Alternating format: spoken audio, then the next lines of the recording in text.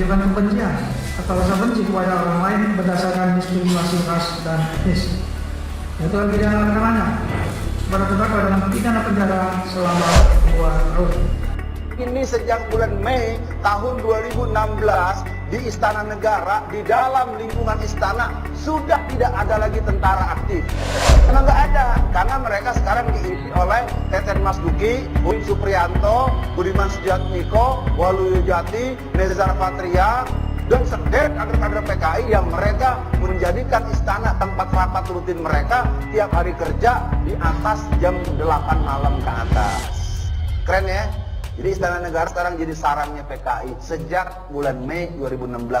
Merasa dia, termasuk KJP segala macam, terlalu banyak. Ini pajak ini luar biasa. Pajak ini telah membuat masyarakat pribumi tergusur. Ya, ini kerjaan pemukanya sebenarnya, otaknya sebenarnya awalnya Jokowi.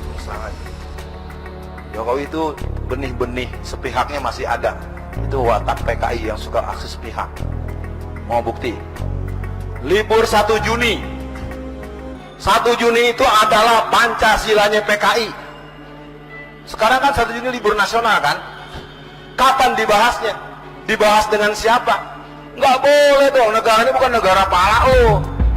Negara bukan negara pribadi, bukan negara punya kamu Jokowi. Negara kita. Tahu-tahu 1 Juni libur, Pancasilanya tahu. Pancasila yang kelima itu adalah ketuhanan. Ketuhanan nomor 5. MA anulir vonis lepas, Alfian Tanjung kembali dihukum 2 tahun penjara. Ditulis oleh Gusti Yusuf dari Siver.com. Sebelum kita lanjut, jangan lupa subscribe dan nyalakan loncengnya agar Anda menjadi yang pertama mendapatkan informasi dari jurnal terupdate. Selamat malam Bat fans. Isu PKI memakan banyak korban. Banyak yang harus berurusan dengan hukum akibat isu PKI ini, salah satunya Alfian Tanjung. Mahkamah Agung atau MA menganulir vonis lepas atas Alfian Tanjung dengan menjatuhkan hukuman 2 tahun penjara. Alfian dinyatakan terbukti menyebarkan kebencian dengan menyebut PDIP 85% isinya kader PKI. Awal tahun 2018, Alfian Tanjung membuat cuitan PDIP 85% isinya kader PKI di akun Twitternya.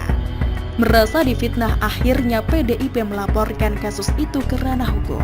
Dalam dakwaannya, jaksa menyebut kalimat cuitan di akun Twitter Alfian mempunyai makna provokatif yang dapat membangkitkan rasa marah dan kebencian terhadap PDIP. Pada 30 Mei 2018, PN Jakpus melepaskan Alfian. Menurut Majelis PN Jakpus, perbuatan terdakwa hanya copy-paste media untuk diposting akun media sosialnya. Dalam pertimbangan, hakim menyatakan Alfian Tanjung hanya melakukan copy-paste terhadap salah satu media yang tidak tercantum dalam Dewan Pers.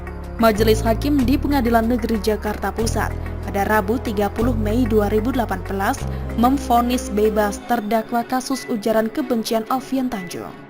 Memutuskan terdakwa dibebaskan atas segala tuntutan hukum, ujar Ketua Majelis Hakim Mahfudin. Majelis Hakim menilai tweet Alfian dalam akun Twitternya yang menyebut PDIP 85% isinya kader PKI bukan tindak pidana. Majelis Hakim menilai Alfian hanya mengutip informasi dari satu media yang tidak terdaftar di Dewan Pers. Majelis juga menilai tweet tersebut tidak masuk dalam penghinaan tetapi peringatan ke masyarakat tentang isu PKI. Majelis menyebut hal lumrah jika Alfian yang merupakan seorang ustadz memiliki kekhawatiran serta mengingatkan hal tersebut kepada masyarakat. Saat mendengar putusan itu, Alfian mengatakan menerima segala putusan hakim. Saya sebagai terdakwa menerima semua putusan ini, ujar Alfian. Namun menurut polisi, vonis yang diberikan kepada Alfian Tanjung dalam perkara ujaran kebencian bukanlah putusan bebas, melainkan lepas atau onslet. Polisi menyebut hakim menilai perbuatan Alfian terbukti, namun tidak memuat unsur pidana. Begini, Alfian Tanjung sudah dengarkan bahwa putusannya onslet. Onslet itu bukan bebas, tapi lepas. Jadi teman-teman, ketika ingin membuat berita, bukan bebas, tapi lepas. Kenapa lepas? Karena hakim melihat bahwa apa yang dilakukan oleh Alfian Tanjung bukan merupakan tindak pidana, tetapi ada wujud perbuatannya. Jadi perbuatannya ada dan terbukti.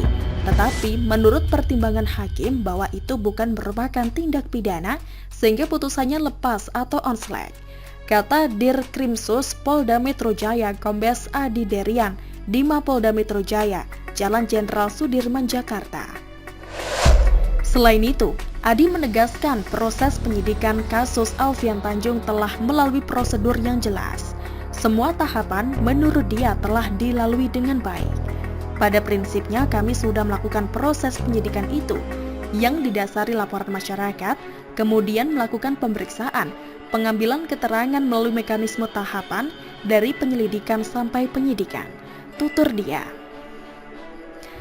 Dalam proses penyidikan itu, polisi juga meminta keterangan kepada sejumlah ahli.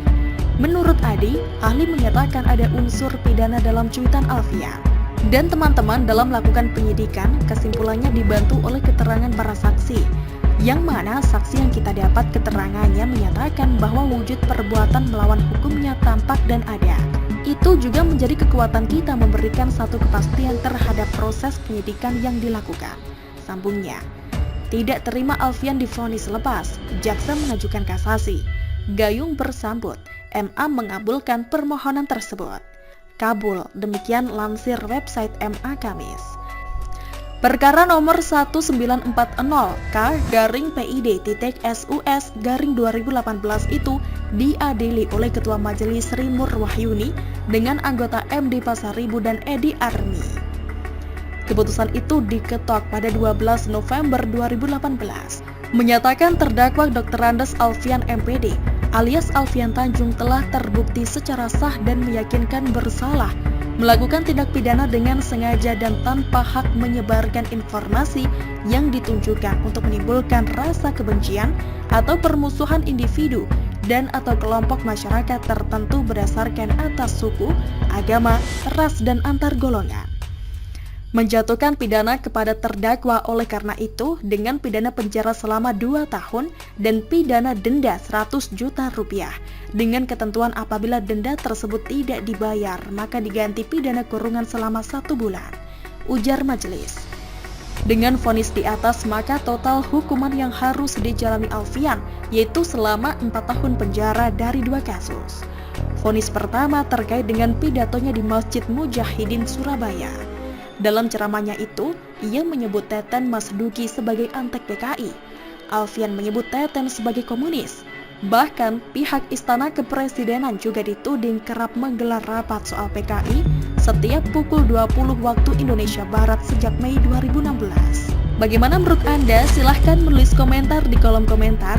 Jangan lupa untuk like, subscribe, dan share. Arkana pamit. Sampai jumpa.